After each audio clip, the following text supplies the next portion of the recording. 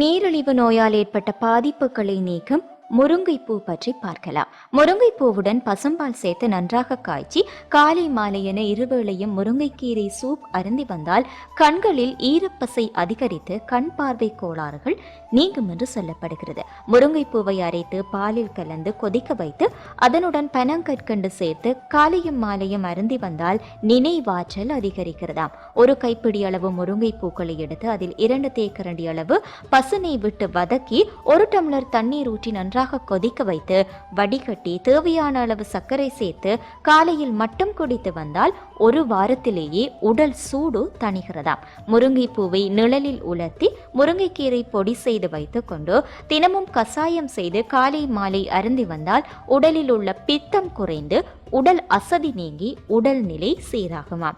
முருங்கைப்பூவை கசாயம் செய்து வாரம் 2 முறை அருந்தி வந்தால் நரம்பு தளர்ச்சி நீங்குகிறதாம். நீரிழிவு நோயாளிகளின் நிலையும் இது போலதான். இவர்கள் முருங்கைப்பூவை அடிக்கடி உணவில் சேர்த்து கொண்டால் நீரிழிவு நோயால் ஏற்பட்ட பாதிப்புகள் நீங்குகிறதா.